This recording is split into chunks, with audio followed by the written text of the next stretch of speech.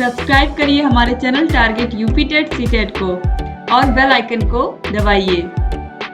Hello friends, मैं रेनू स्वागत करती हूँ आप सभी भावी अध्यापकों एवं अध्यापिकाओं का आपके अपने channel target UP TET CTET में। दोस्तों, आज इस वीडियो में हम आपके डीएलएड सेकेंड सेमेस्टर के सेकेंड पेपर प्रारंभिक शिक्षा के नवीन प्रयास के अंतर्गत आप लोग 2021 के क्वेश्चन पेपर का हल देखेंगे। 2021 में प्रश्न पत्र किस तरीके का आया था, क्वेश्चंस किस प्रकार के आए थे, इसके अलावा जो आपके वस्तुनिष्ठ प्रश्न है वो किस तरीके के पूछे गए और कितने क्वेश्चंस पिछले वर्षों के यहाँ पर रिपीट हुए हैं, ये भी मैं आपको बताते हुए चलूंगी। तो ये जो पूरा का पूरा यहाँ पर आप पेपर सॉल्व करोगे, आपको लगभग सारे के सारे क्वेश्चंस बिल्कुल लर्न हो जाएंगे अगर आप ध्यान से सारे क्वेश्चंस को सुनोगे। तो चलिए स्टार्ट करते हैं दोस्तों क्वेश्चन नंबर 1 से। क्वेश्चन नंबर 1 है, कलकत्ता में मदरसा की स्थापना किसने की थी? कलकत्ता में मदरसा की स्थापना किसने की थी? मैकाले ने, विलियम बेंटिक ने, वारेन हेस्टिंग्स ने या फिर में से कोई नहीं। दोस्तों, राइट आंसर है वारेन हेस्टिंग्स ने की थी कलकत्ता में मदरसे की स्थापना। क्वेश्चन नंबर 2 है, भारतीय शिक्षा का आयोग का गठन कब किया गया था? भारतीय शिक्षा आयोग का गठन किया गया था दोस्तों 1882 में, जिसे हम हंटर आयोग के नाम से जानते हैं और इसे हम भारतीय शिक्षा आयोग भी कहते हैं। क्वेश्चन नंबर 3 है, शिमला शिक्षा सम्मेलन हुआ था 1901 में, 1900 में, 1904 में या 1910 में? राइट आंसर है 1901 में। क्वेश्चन नंबर 4 है, स्कूल चलो अभियान किसका अंग है? साक्षरता का, सर्व शिक्षा अभियान का, निरक्षरता का या मुक्त विद्यालय शिक्षा का? तो ये सर्व शिक्षा अभियान का ही क्या है, एक अंग है जो कि हर साल चलाया जाता है प्राथमिक विद्यालयों में। क्वेश्चन नंबर 5 है, कस्तूरबा गांधी बालिका विद्यालय योजना का संबंध किससे है?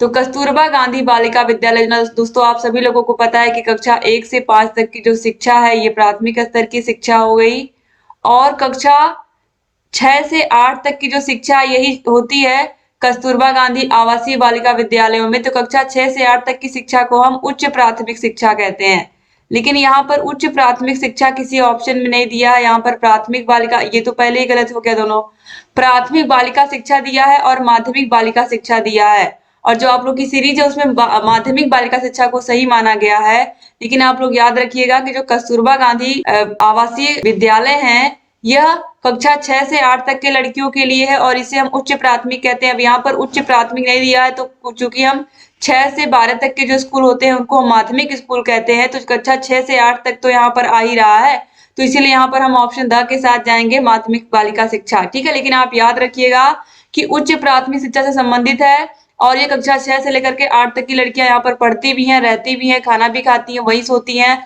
और वहीं पढ़ती हैं। ठीक है, क्योंकि ये आवासीय विद्यालय होते हैं और ये पिछड़े ब्लॉकों में जरूर एक कस्तूरबा गांधी आवासीय बालिका विद्यालय आपको देखने को मिल जाएगा। तो अब आगे बढ़ते हैं क्वेश्चन नंबर 6 पर। बाल अधिकार का प्रस्ताव पारित किया था यूनेस्को ने, भारत सरकार ने, संयुक्त राष्ट्र संघ ने या उपयुक्त सभी ने? दोस्तों यहाँ पर राइट आंसर है ऑप्शन नंबर द, उपयुक्त सभी ने बाल अधिकार का प्रस्ताव पारित किया था, आप सभी को पता है। क्वेश्चन नंबर 7 पे आते हैं, मध्याह्न भोजन का क्या उद्देश्य है? मध्याह्न भोजन योजना जो है, जो बच्चों को स्कूल में मिड डे मील मिलता है, इंटरवल में खाना मिलता है बच्चों को, उसका उद्देश्य क्या है?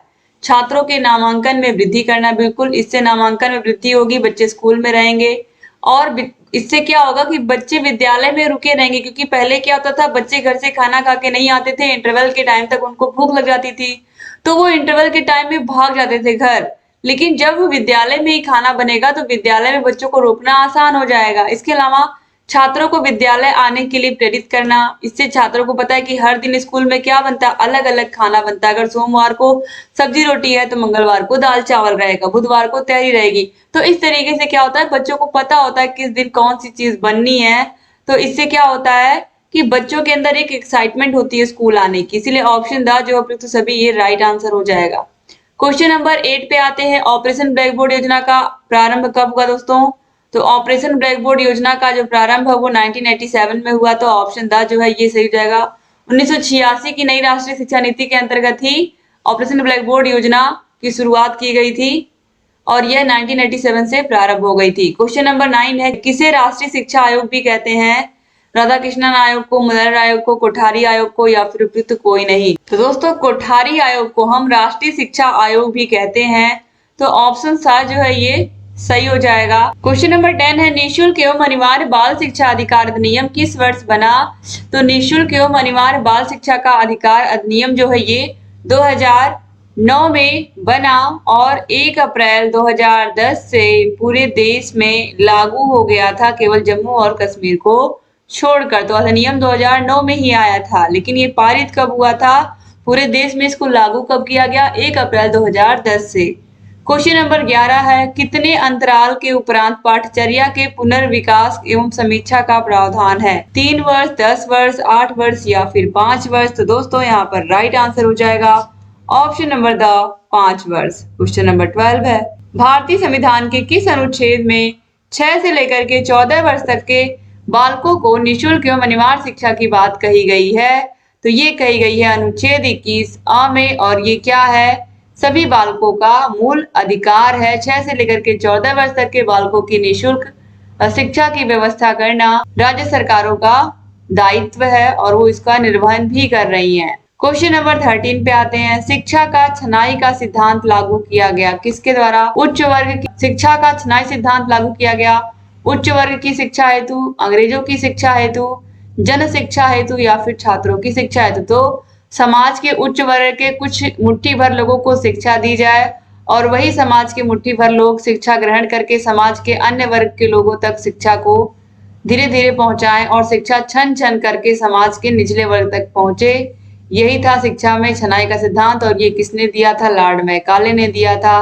ऑप्शन आ जो है यहाँ पर सही हो जाएगा। ठीक है, जो शिक्षा का छनाई का सिद्धांत था ये उच्च वर्ग के लोगों को केवल शिक्षा देने की बात की गई थी, इसमें याद रखिएगा आप लोग। क्वेश्चन नंबर 14 पे आते हैं जिला प्राथमिक शिक्षा कार्यक्रम यानी कि DPEP district primary education programme किसकी वित्तीय सहायता से संचालित किया गया है? तो आप सभी को पता है कि विश्व बैंक इसको फंड देता है, वर्ल्ड बैंक क्या करता है? इसको फंड देता है। तो ऑप्शन आ जो है ये सही हो जाएगा। याद रखिएगा डीपीईपी प्रोग्राम किसकी सहायता से हो रहा है? तो विश्व बैंक की सहायता से। क्वेश्चन नंबर 15 पे आते हैं हरास की समस्या से क्या? हरास और अवरोधन का अर्थ क्या होता है?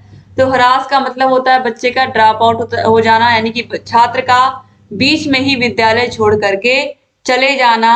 तो यहाँ पर जो ऑप्शन नंबर द आप देख रहे हो छात्र का बीच में ही स्कूल छोड़कर चले जाना, यही क्या होता है? हरास होता है, यानी कि बच्चे का अपव्यय हो गया। और अवरोधन का मतलब क्या होता है दोस्तों? अवरोधन में क्या होता है कि बच्चा एक ही क्लास में कई साल तक पढ़ रहा है, कक्षा 2 में पढ़ रहा है, वो 1 साल पढ़ा, 2 साल पढ़ा, तीसरे साल भी वो कक्षा 2 में ही है, 2 से वो 3 में जा ही नहीं पा रहा है।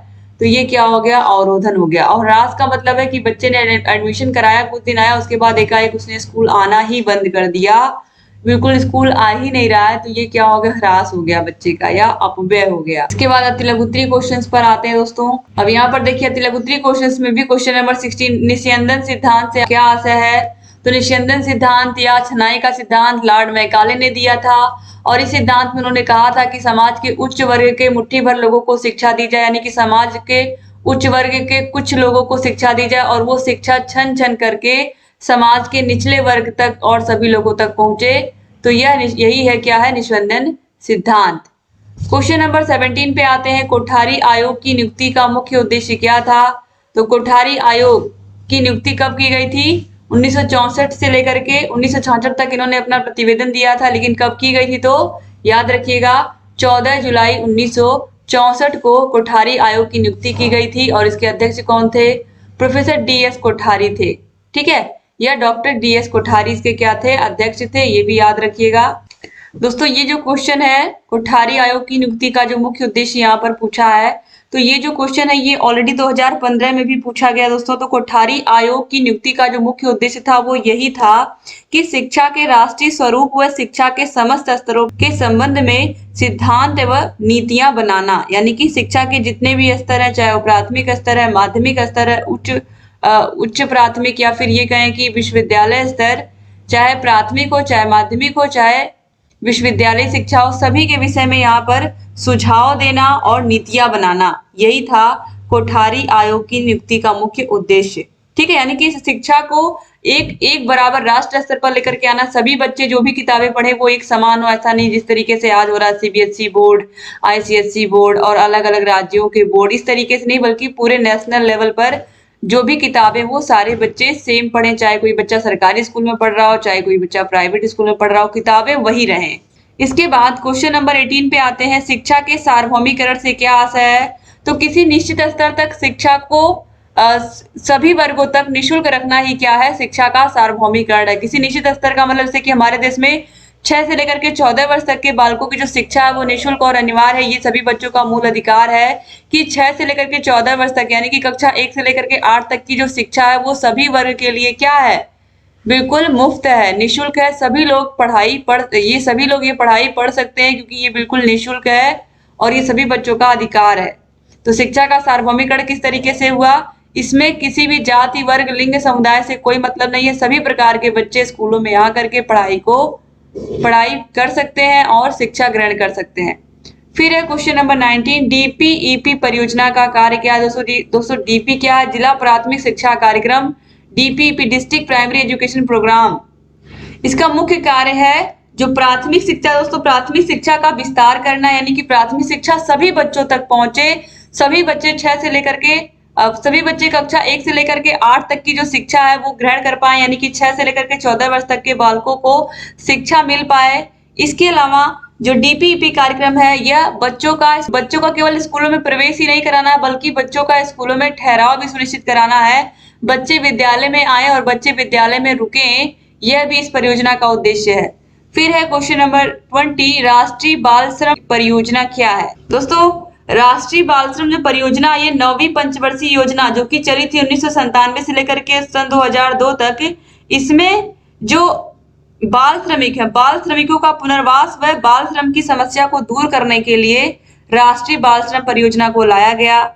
इसके अंतर्गत ऐसे बच्चे जो कल कारखानों में काम करते हैं, बहुत ही खतरनाक जगहों पर काम करते हैं, उनको वहां से निकालना, उनके पुनर्वास की व्यवस्था करना, उनके रहने की व्यवस्था करना, उनके खाने की व्यवस्था करना और फिर उनकी जो उनका अधिकार है, उनका मौलिक अधिकार कक्षा 1 से लेकर के 8 तक की शिक्षा निःशुल्क मिलना, ये उनको दिलाना, यही है राष्ट्रीय बाल श्रम परियोजना।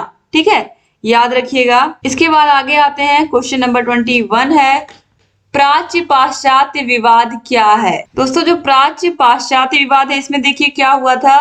तो सन 1813 के आज्ञा पत्र के अनुसार भारत में जनसाधारण की शिक्षा का प्रबंध करना कंपनी का कर्तव्य हो गया था। कौन सी कंपनी? East India company. और इस कर्तव्य को पूरा करने के लिए प्रतिवर्ष 1 लाख रुपए की धनराशि भी सुरक्षित कर दी गई थी। परंतु आज्ञा पत्र में यह स्पष्ट नहीं किया गया था कि यह धन किस प्रकार व्यय किया जाएगा। अतः शिक्षा के क्षेत्र में कई प्रश्नों पर विवाद प्रारंभ हो गया, जिसे हम प्राच्य पाश्चात्य विवाद के नाम से भी जानते हैं।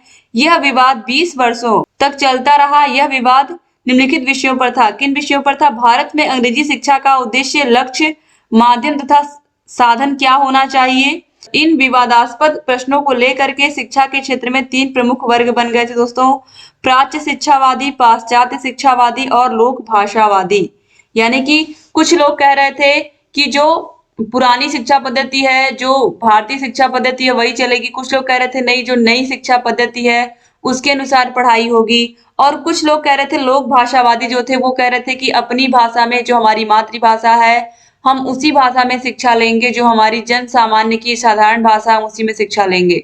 तो इस तरीके से ये जो विवाद था ये 1833 तक चला था। 1813 से लेकर के 1833 में जब लॉर्ड मैकाले ने अपना विवरण प्रस्तुत किया था तब जाकर के ये खत्म हुआ था। इसके बाद आते हैं क्वेश्चन नंबर 22 पर, बीईपी बेसिक शिक्षा परियोजना क्या है? दोस्तों यहाँ पर देखिए बीईपी में तो शैक्षिक शिक्षा परियोजना बीईपी जो है ये 5 अक्टूबर 1993 से प्रभावी है। यह परियोजना प्रदेश में बेसिक शिक्षा की सुव्यवस्था हेतु संचालित की गई। इस परियोजना के अंतर्गत बेसिक शिक्षा के सार्वजनिकरण पर मुख्य रूप से महत्व दिया गया। दोस्तों याद रखिएगा, बेसिक शिक्षा के लिए यह बनाई गई।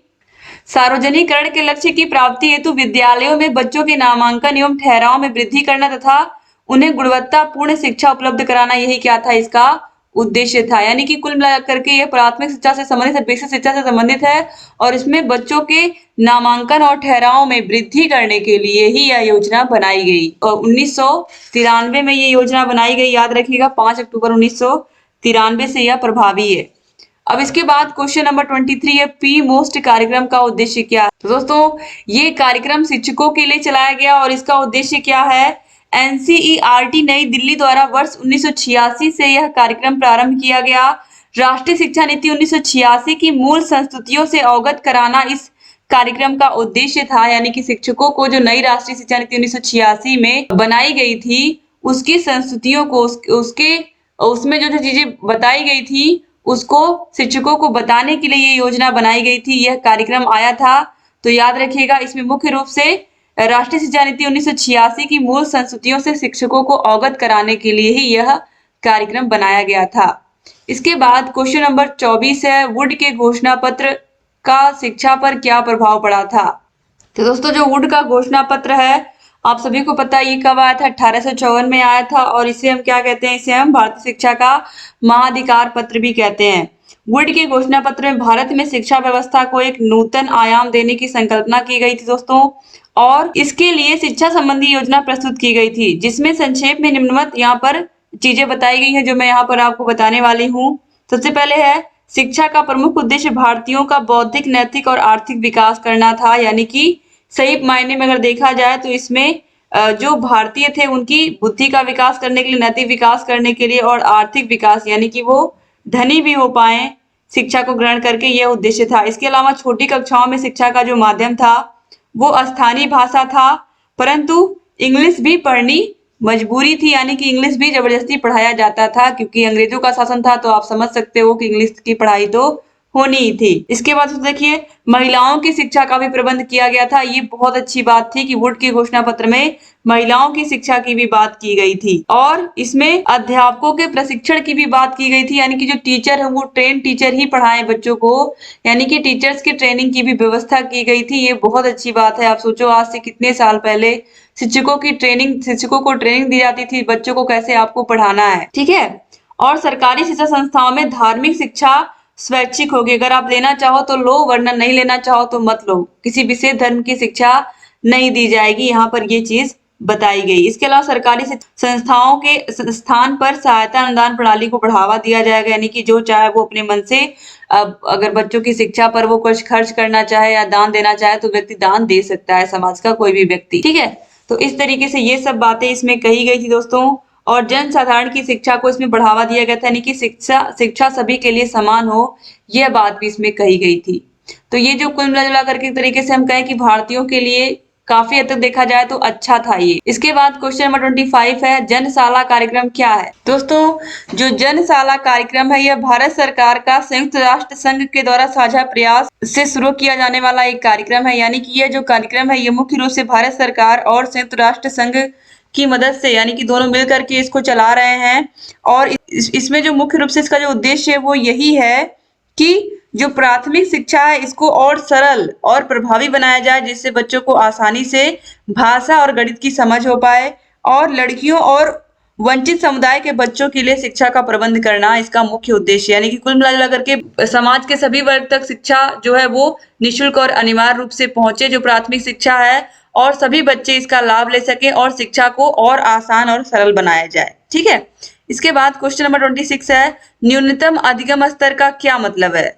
दोस्तों जो न्यूनतम अधिगम स्तर उसका मतलब होता है कि न्यूनतम अधिगम स्तर एक ऐसी प्रक्रिया होती है जिसमें यह निर्धारित किया जाता है कि बच्चे को अमुक या किसी निश्चित स्तर पर कम से कम कितना सीखना चाहिए। जैसे मैंने आपको एग्जाम्पल के तौर पर भी बताया है कि कक्षा 1 का बच्चा है तो कम से कम उसे अगर 1 से लेकर के 99 तक की गिनती आ गई कम से कम, ठीक है, और वह बिना मात्रा वाले शब्दों को भी अगर पढ़ ले रहा है जोड़ करके, तो अगर इतना भी बच्चे को आ गया तो इतना ही क्या है, कम से कम इतना सभी बच्चों को आना चाहिए। कक्षा 1 के बच्चों से हम पहाड़े की उम्मीद नहीं कर रहे हैं, उससे हम ये नहीं सोच रहे हैं कि वो पढ़ लेगा। बड़े बड़े जो नोट होते हैं, यहाँ तक कि 2000 की नोट अगर हम बात करें, इससे छोटी 500 की नोट, अगर बच्चा ये सब नहीं पहचान रहा, मान लीजिए कुछ नहीं पहचान रहा, अगर वो केवल 1 से 100 तक की गिनती जान रहा है और वह हिंदी में बिना मात्रा वाले शब्दों को पढ़ ले रहा है जोड़ करके, तो इतना ही क्या है, बच्चे के लिए पर्याप्त है। अगर हम भाषा और गणित की बात करें तो अगर प्रत्येक बच्चा सिर्फ इतना कर ले रहा है कक्षा 1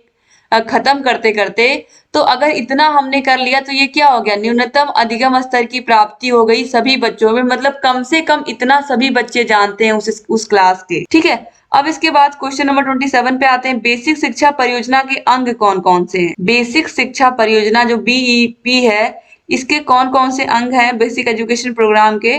दोस्तों, बेसिक शिक्षा परियोजना के अंतर्गत जो मुख्य रूप से है वो है विद्यालय सुलभ कराने की, कम से कम जो बच्चे जो स्कूल हो बच्चों के घर से बहुत नजदीक होना चाहिए। फिर है नामांकन में वृद्धि करना। इसके अलावा सतत शिक्षा को बढ़ावा देना, यानी कि बच्चे लगातार शिक्षा ग्रहण करते रहें, सीखते रहें। ठीक है, ये मुख्य रूप से इसके अंग है। इसके अलावा जो शिक्षा है उसकी गुणवत्ता में लगातार क्या करना, वृद्धि करते रहना और संस्थागत क्षमता को बढ़ाना, यानी कि विद्यालय में जो सुविधाएं हैं उनको भी क्या करना, बढ़ाते रहना। इसके बाद क्वेश्चन नंबर 28 पे आते हैं। ब्रिज कोर्स का क्या आशय है? ब्रिज कोर्स किसे कहते हैं? तो ब्रिज कोर्स से तात्पर्य ऐसे कोर्स से है जो शिक्षा में वंचित या ड्रॉप आउट बच्चों को या ऐसे बालकों को जो किसी वजह से शिक्षा से जुड़ नहीं पाए हैं उन्हें शिक्षा में जोड़ने के लिए ब्रिज कोर्स कराया जाता है। यह कोर्स क्या होता है? यह कोर्स 6 हफ्ते का होता है। 6 हफ्ते, कम से कम 6 हफ्ते में क्या होता है कि बच्चों को इस तरीके से वो कोर्स बनाया जाता है कि जो बच्चे स्कूल छोड़ करके चले गए हैं उनको फिर से उनकी कक्षा के बच्चों में शामिल करने के लिए उनको इस कोर्स को लगातार पढ़ाया जाता है। जो बच्चे ड्रॉप आउट होने के बाद कुछ दिनों के बाद या लगातार कई महीनों के बाद स्कूल आते हैं तो उनके लिए ये कोर्स चलाया जाता है, जिससे बच्चे फिर से अपने क्लास के बच्चों के साथ पढ़ाई करने के लायक हो जाएं। ये तभी होते हैं जब इस कोर्स को बच्चों को अच्छे से पढ़ाया जाता है, बच्चों को बहुत ही रुचिकर ढंग से पढ़ाया जाता है, तो बच्चे फिर से अपनी उसी धारा में शामिल हो जाते हैं, अपने क्लास के बच्चों के साथ फिर से वो पढ़ाई की मुख्य धारा से जुड़ जाते हैं। अब क्वेश्चन नंबर 29 है। राष्ट्रीय पाठचर्या में छात्रों के प्रति क्या दृष्टिकोण है? जो राष्ट्रीय पाठचर्या है इसमें छात्रों के प्रति क्या दृष्टिकोण है?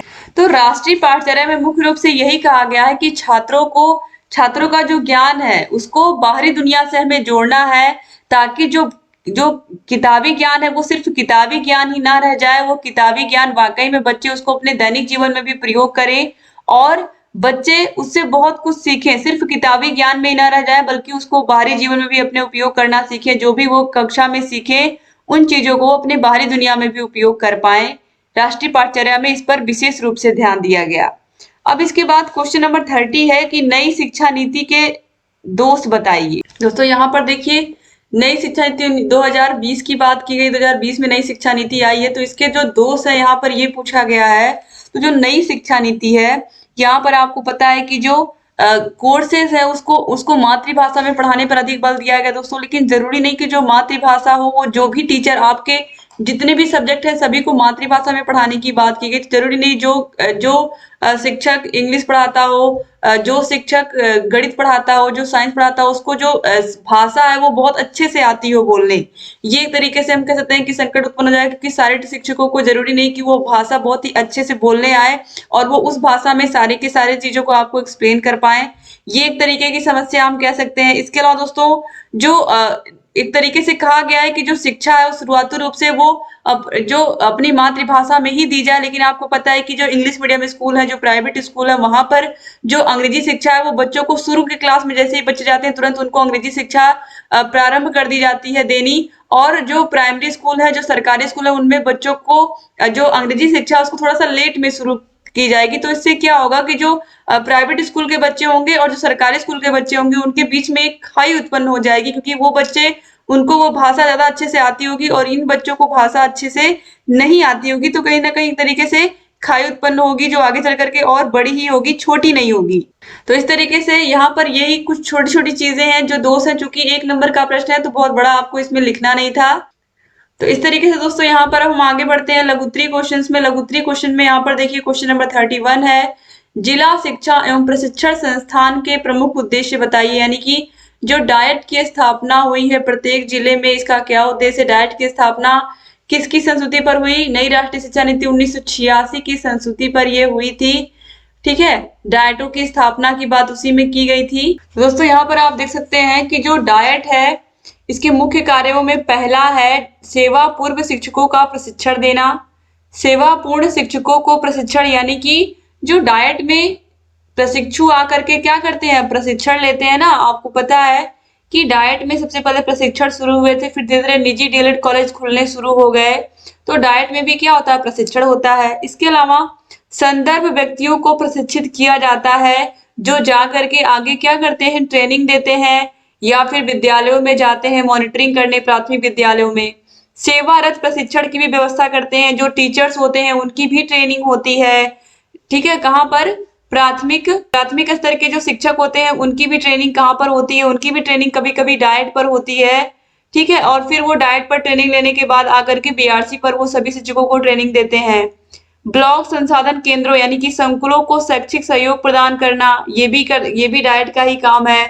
विद्यालयों के प्रधानाध्यापकों के लिए संस्थागत नियोजन और प्रबंधन का कार्यक्रम संचालित करना, स्थानीय आवश्यकता के अनुसार पाठ्यक्रम निर्माण, शिक्षक अधिगम सामग्री का निर्माण, विकास परीक्षण, मूल्यांकन आदि के विकास हेतु कार्यशालाओं एवं विचार गोष्ठियों का आयोजन किया जाता है डाइट पर। ठीक है, तो याद रखिएगा कि डाइट पर मुख्य रूप से प्रशिक्षण का काम तो होता ही है, लेकिन साथ ही साथ यहाँ पर टीचर्स को ट्रेनिंग भी दी जाती है और शैक्षिक सहयोग भी प्रदान किया जाता है। 2021 में तो पूछा ही गया है, 20 में भी पूछा गया, 17 में भी पूछा गया, तो ये क्वेश्चन बहुत इंपॉर्टेंट है। दोस्तों, सर्व शिक्षा अभियान की शुरुआत 2001 में की गई, आप सभी को पता है। आप किसी भी प्राइमरी स्कूल में जाते हो तो वहां पर देखते हो आप कि सर्व शिक्षा अभियान लिखा होता है, एक पेंसिल बना होता है, उस पर 2 बच्चे बैठे होते हैं और नीचे लिखा होता है सर्व शिक्षा अभियान, सब पढ़ें सब बढ़े, इसका मोटो। ठीक है, तो देखिए जो सर्व शिक्षा अभियान है इसके अंतर्गत सभी बच्चों के लिए शिक्षा की बात की गई है। 6 से लेकर के 14 वर्ष तक के बच्चों के लिए ये अभियान चलाया गया और इसमें भारत सरकार ने बहुत अधिक प्रयास किया दोस्तों, क्योंकि आपको पता है कि सर्व शिक्षा अभियान की देन है कि बहुत सारे अभियानों के माध्यम से आज बहुत सारे ऐसे बच्चे हैं जो विद्यालयों में आए और विद्यालयों में पढ़ करके, प्राइमरी स्कूलों में पढ़ करके आज वो बच्चे बहुत अच्छी जॉब कर रहे हैं। तो जो सर्व शिक्षा अभियान है इसका जो मुख्य उद्देश्य था, अगर देखें तो इसमें देखिए पहला तो यही है कि सार्वभौम प्रारंभिक शिक्षा के लिए सुस्पष्ट समयबद्ध कार्यक्रम, यानी कि यहाँ पर एक कार्यक्रम बनाया गया जिसके अंतर्गत सभी बच्चों को निःशुल्क और अनिवार्य शिक्षा प्रदान की जाए और सभी बच्चे स्कूल में आए और सभी बच्चे शिक्षा ग्रहण करें। इसके अलावा दोस्तों बेसिक शिक्षा के माध्यम से सामाजिक न्याय को बढ़ावा देने का एक अवसर इसके माध्यम से सबको प्राप्त हुआ कि जब बच्चों को शिक्षा मिलेगी तो बच्चों को ये भी समझ में आएगा कि उनका क्या अधिकार है, तब वो अपने अधिकार के लिए लड़ेंगे और इस तरीके से एक अच्छे समाज की स्थापना होगी जब हर व्यक्ति अपने अधिकारों और अपने कर्तव्यों के प्रति अवगत होगा। ठीक है, सर्व शिक्षा अभियान की ही देन है NPEGEL कार्यक्रम। सर्व शिक्षा अभियान के अंतर्गत दोस्तों यह एक ऐसा कार्यक्रम है जिसका उद्देश्य कक्षा 1 से लेकर के 8 तक की जितनी भी लड़कियां हैं उनकी शिक्षा की व्यवस्था करना और उन्हें सभी प्रकार की सुविधाएं प्रदान करना, जिससे स्कूलों में लड़कियों का जो ठहराव हो सुनिश्चित हो, यानी कि लड़कियां स्कूल में शिक्षा ग्रहण करें, वो स्कूल पहले ही ना छोड़े। इसके अलावा स्कूल चलो अभियान जुलाई 1996 से ही चल रहा है। कक्षा 1 से 8 तक के सभी बच्चों को विद्यालय के प्रति आकर्षित करने के लिए ये योजना भी सर्व शिक्षा अभियान के अंतर्गत ही शुरू की गई है। ठीक है, और इसके अंतर्गत जुलूस निकाले जाते हैं, विद्यालयों में पोस्टर लगाए जाते हैं और अनुसूचित जाति, अनुसूचित जनजाति तथा अल्पसंख्यक वर्ग के बच्चों को विद्यालय के प्रति आकर्षित करने के लिए छात्रवृत्ति भी दी जाती है। ये सब सर्व शिक्षा अभियान की ही देन है, भारत सरकार की देन है। ठीक है, अब इसके बाद हम आगे बढ़ते हैं। अगला क्वेश्चन है, लॉर्ड कर्जन ने प्राथमिक शिक्षा में सुधार लाने हेतु क्या क्या सुझाव दिए थे। क्वेश्चन नंबर 33 है, प्राथमिक शिक्षा में लॉर्ड कर्जन ने क्या क्या सुधार किए थे, या फिर लॉर्ड कर्जन ने प्राथमिक शिक्षा में सुधार हेतु क्या क्या सुझाव दिए थे। 2020 और 2021 ये दोनों ईयर में ये क्वेश्चन पूछा हुआ है दोस्तों। देखिए शिमला में किए गए शिक्षा सम्मेलन में पारित प्रस्तावों के आधार पर लॉर्ड कर्जन ने 11 मार्च 1904 को शिक्षा नीति संबंधी सरकारी प्रस्ताव प्रकाशित किया। इस प्रस्ताव में उसने भारतीय शिक्षा के दोषों का विश्लेषण किया तथा शिक्षा के विभिन्न पक्षों में सुधार के लिए सुझाव प्रस्तुत किए। 1904 में सरकारी प्रस्ताव के प्रमुख सुझाव इस प्रकार थे। प्राथमिक शिक्षा को लेकर के क्या कहा था, देखिए कर्जन के प्राथमिक शिक्षा के विषय में काफी उदार विचार थे। प्राथमिक शिक्षा में वह गुणात्मक विकास के साथ साथ संख्यात्मक उन्नति भी चाहता था। उसका सुझाव था कि प्राथमिक शिक्षा का विस्तार पहले से अधिक किया जाए। प्राथमिक शिक्षा की प्रगति अत्यंत मंद है। प्राथमिक शिक्षा की अनुदान राशि बढ़ाई जाए। गुणात्मक उन्नति हेतु उसका सुझाव था कि शिक्षक प्रशिक्षण पर बल दिया जाए, पाठ्यक्रम में सुधार किया जाए, परीक्षा फल के आधार पर अनुजन नीति को समाप्त किया जाए। उसका मानना था कि प्राथमिक शिक्षा का सक्रिय विस्तार राज्य का एक कर्तव्य है। लॉर्ड कर्जन ने शिमला शिक्षा सम्मेलन के एक भाषण में कहा था, प्राथमिक शिक्षा से मेरा तात्पर्य जनसाधारण को मातृभाषा में शिक्षा देना है और मैं समझता हूँ कि सरकार ने इस दिशा में अपने कर्तव्यों का पालन नहीं किया। प्राथमिक शिक्षा के सुधार के लिए उसने शिक्षकों को प्रशिक्षण देना, अध्यापकों को कृषि विषय की शिक्षा देना, पाठ्यक्रम में कृषि विषय तथा शारीरिक शिक्षा की अनिवार्यता और उदार उदार सहायता अनुदान प्रणाली के अनुकरण पर अधिक बल दिया था। यानी कि इन्होंने प्राथमिक शिक्षा पर अधिक जोर दिया, शिक्षकों के प्रशिक्षण पर जोर दिया और अध्यापकों को कृषि शिक्षा दी जाए जिससे वो बच्चों को कृषि के प्रति आकर्षित कर पाए, क्योंकि आपको पता है भारत क्या एक कृषि प्रधान देश है। तो शिक्षकों को कृषि की शिक्षा दी जाए ताकि वो बच्चों को अच्छे से कृषि की शिक्षा सिखा पाए, ताकि बच्चे और अच्छे से खेती कर पाए। तो ये सबसे पहले किसने कहा था? लॉर्ड कर्जन ने ही कहा था। दोस्तों, जो राष्ट्रीय पाठचर्या में शिक्षक की भूमिका है वो यहाँ पर क्या बताई गई है, इसके बारे में यहाँ पर स्पष्ट रूप से पूछा गया। 2019 में भी सेम यही क्वेश्चन पूछा गया था। तो शिक्षक ज्ञान का स्रोत ही नहीं होता बल्कि वह एक सुगम कर्ता होता है जो सूचना को अर्थ बोध में बदलने की प्रक्रिया में विविध उपायों के द्वारा बच्चों के लिए सहायक होता है। यानी कि यहाँ पर शिक्षक को केवल ज्ञान का स्रोत ही नहीं माना गया बल्कि उसे सुगम कर्ता माना गया है, ऐसा सूचना का स्रोत माना गया है जो बच्चों को सही प्रकार से शिक्षित कर पाए। यानी कि जो शिक्षक हो बच्चों का मतलब एक तरीके से हम कहें कि मित्र बन करके रहे, ना कि इस तरीके से कि बच्चे उससे कोई क्वेश्चन पूछने से भी डरे। इस तरीके का शिक्षक नहीं होना चाहिए। तो दोस्तों यहाँ पर देखिए शिक्षक को मित्र बन करके रहने की बात की गई। इसके अलावा प्रत्येक बच्चे को उसकी सीखने की क्षमता के अनुसार ही शिक्षक को क्या करना है? बच्चे को पढ़ाना है और प्रत्येक बच्चे की परिवेशीय विशिष्टता एवं अनुभव को ध्यान में रखते हुए ही शिक्षण गतिविधि का हमें आयोजन भी करना है जिससे बच्चों को सीखने का अवसर भी मिले और बच्चे सक्रिय रूप से क्लास में बैठ करके उन्हें जो भी प्रश्न में डाउट हो रहा है उन प्रश्नों को भी पूछ पाए और समझ करके सभी लोग आगे बढ़े, यानी कि अगले चैप्टर को पढ़ना शुरू करें। सबसे पहले जो चैप्टर टीचर पढ़ा रहे हैं उसमें सक्रिय होकर के सभी बच्चे भाग लें, अच्छे से उस चैप्टर को पढ़ें, उसका अर्थ समझें और उसके पूरे के पूरे पाठ क्वेश्चन आंसर्स को अच्छे से करें और फिर अगले पाठ की तरफ अग्रसर हो। तो इस तरीके से यहाँ पर मुख्य रूप से राष्ट्रीय पाठचर्या की रूपरेखा इसमें मुख्य रूप से यही जोड़ इसी चीज पर जोर दिया गया है। मैं फिर आपको बता रही हूँ कि जो बच्चे ज्ञान ले रहे हैं कक्षा में, जो ज्ञान ले रहे हैं उसको बाहरी दुनिया से उनको जोड़ना, उस ज्ञान को कि जो भी सीख रहे हैं वो बाहरी दुनिया में भी उसका वो यूज कर सके। इसके बाद क्वेश्चन नंबर 35 पे आते हैं। ECCE के क्या उद्देश्य हैं? तो इसका फुल फॉर्म क्या होता है? Early child care and education. तो आरंभिक बाल्यकाल शिक्षा और बाल माध्यम प्रयोगशाला परियोजना के उद्देश्य क्या है? तो इस परियोजना के निम्नलिखित उद्देश्य हैं। पहला है बालकों के लिए शैक्षिक एवं मनोरंजन करने वाली सस्ती वस्तुओं के मॉडलों का विकास करना, राज्य स्तर पर आरंभिक बाल्यकाल शिक्षा के लिए विशेषज्ञ सेवाओं का विकास करना, राष्ट्रीय तथा अंतरराष्ट्रीय क्षेत्र में ECCE की दिशा में नवीनतम प्रगति की विभिन्न कार्यरत संस्थाओं को सूचना देना, आरंभिक बाल्यकाल शिक्षा के लिए प्रशिक्षण पाठ्यक्रम का विकास करना और छोटे बच्चों के विकास से सीधे और आमतौर से संबंधित शैक्षिक माध्यमों के तुलनात्मक प्रभावशीलता का पता लगाना। 1982 से CPL यानी कि बाल माध्यम प्रयोगशाला का विस्तार आरंभिक बाल्यकाल शिक्षा की परियोजना के रूप में हो गया। इसका उद्देश्य आरंभिक बाल्यकाल शिक्षा के क्षेत्र में राज्य स्तरीय कार्यक्रमों को सहायता देना और बल प्रदान करना है। ठीक है, यानी कि बालकों के लिए शैक्षिक एवं मनोरंजन करने वाली सस्ती और सस्ती वस्तुओं के मॉडलों का विकास करना इसका जो है मुख्य उद्देश्य है। इसके बाद हम आगे बढ़ेंगे। अगला क्वेश्चन है क्वेश्चन नंबर 36 पे आते हैं। प्राथमिक शिक्षा की प्रमुख समस्याओं का उल्लेख करिए। दोस्तों 2017 में भी पूछा गया है, 2021 में भी पूछा गया है कि प्राथमिक शिक्षा की प्रमुख समस्याओं पर प्रकाश डालिए। सेम क्वेश्चन है दोस्तों, 2017 में भी पूछा गया है। देखिए प्राथमिक शिक्षा में प्रमुख समस्याएं क्या है? कक्षा 1 से 5 तक की जो शिक्षा होती है, देखिए पूर्व प्राथमिक शिक्षा का महंगा होना, दूसरा है स्कूलों की अनुपलब्धता, तीसरा है उद्देश्यों की अस्पष्टता, चौथा है अप्रशिक्षित एवं स्नेहा विहीन अध्यापक, फिर है अनुसंधान एवं नवाचारों की कमी होना और फिर है अपव्यय एवं अवरोधन की समस्या। सबसे बड़ा जो कारण है प्राथमिक शिक्षा में, अगर हम सरकारी स्कूलों की बात करें, प्राथमिक स्कूलों की बात करें, प्राइवेट स्कूलों की बात ना करें, केवल सरकारी स्कूलों की बात करें, तो अपव्यय और अवरोधन बहुत बड़ी समस्या है। बच्चे स्कूल रेगुलर नहीं आते हैं और इससे ये स्थिति होती है, रेगुलर बच्चे स्कूल नहीं आते हैं तो जो सिखा दिया जाता है, जो बच्चे फिर से स्कूल आते हैं उनको फिर से सिखाना पड़ता है वो सब चीजें। इस तरीके से शिक्षक के लिए बहुत ही दयनीय स्थिति उत्पन्न हो जाती है और अगर हम प्राइवेट स्कूलों की बात करें प्राथमिक शिक्षा में, तो बहुत सारे ऐसे टीचर होते हैं जो टीचर ट्रेनिंग लेकर के आते ही नहीं है। हाई स्कूल इंटरमीडिएट करने के बाद या ग्रेजुएशन करने के बाद वो सीधे स्कूलों में पढ़ाने आ जाते हैं। तो ऐसे शिक्षक बच्चों को किस तरीके से सिखाएंगे जिन्होंने टीचर ट्रेनिंग ली ही नहीं है।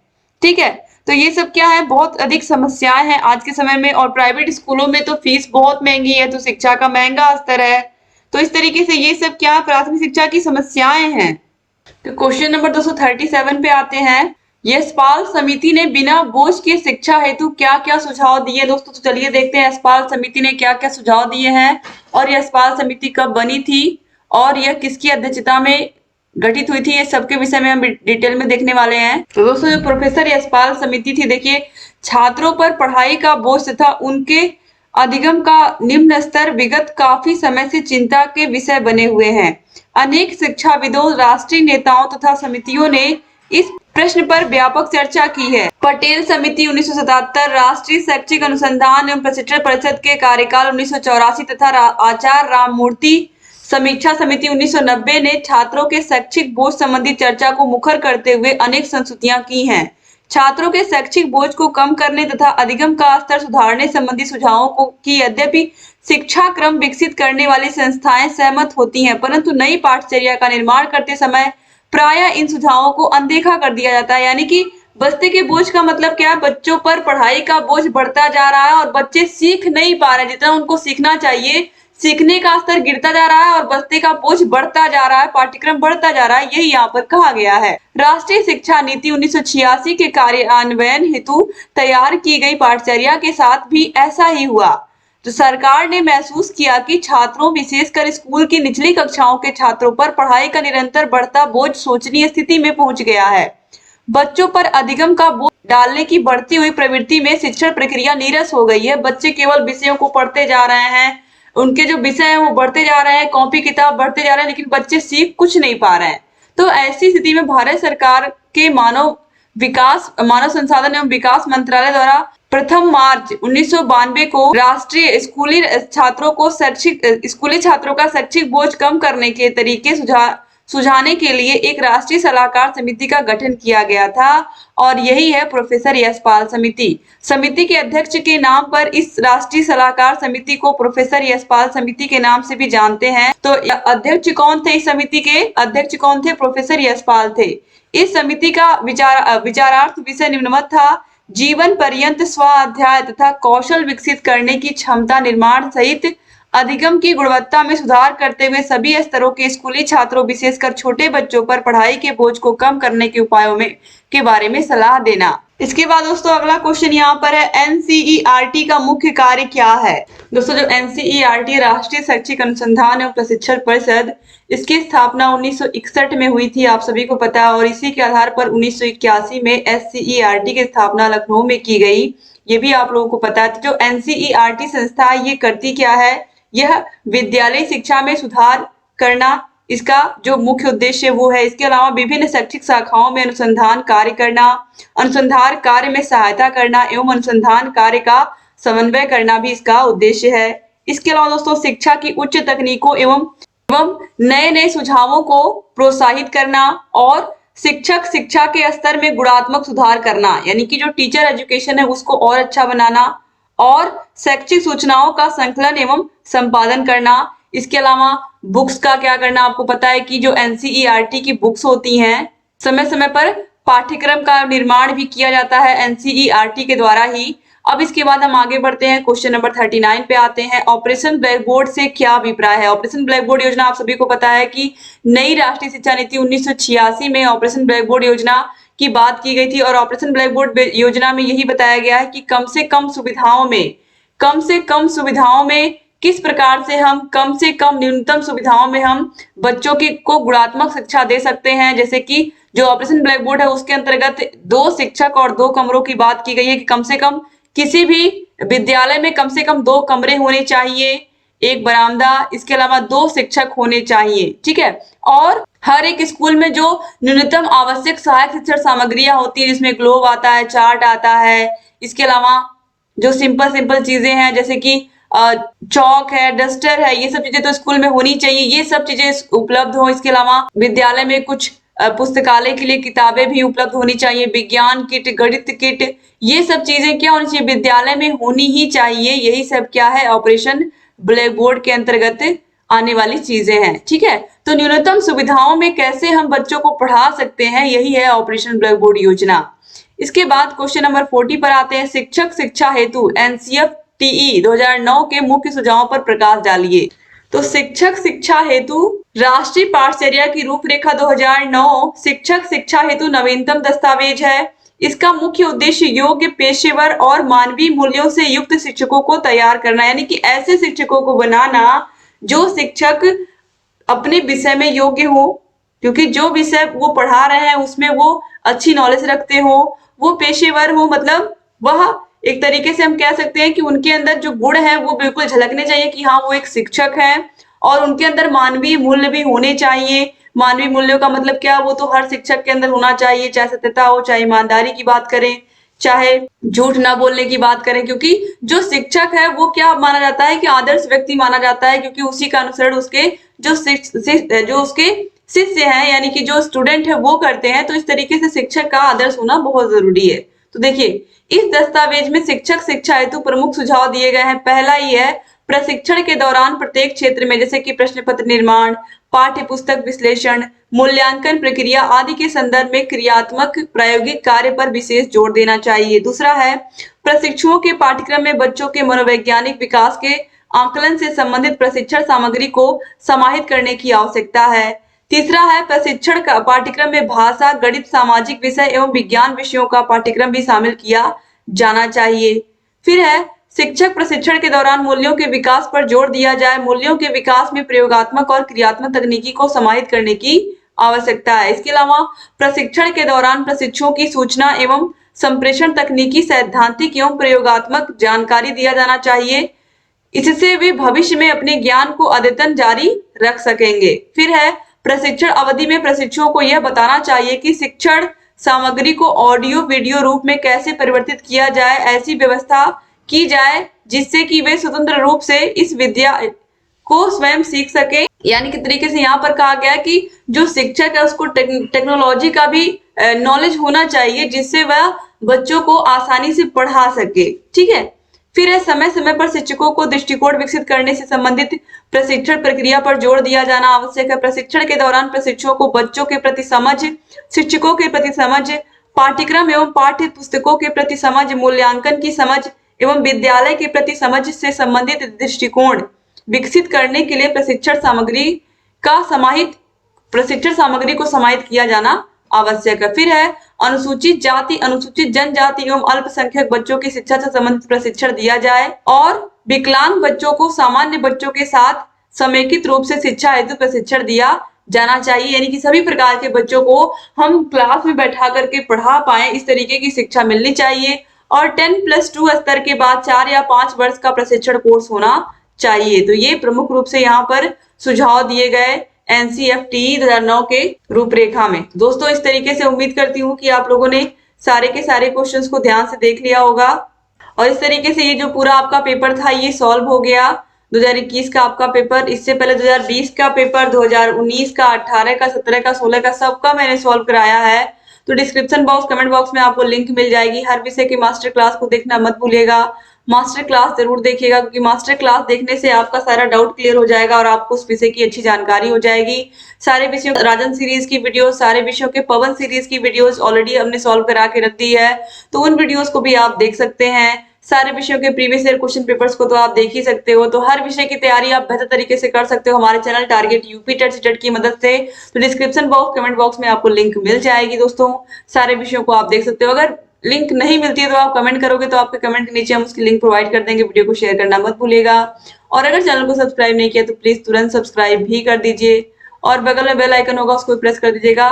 वीडियो को पूरा देखने के लिए आप सभी का बहुत बहुत धन्यवाद। जय हिंद दोस्तों।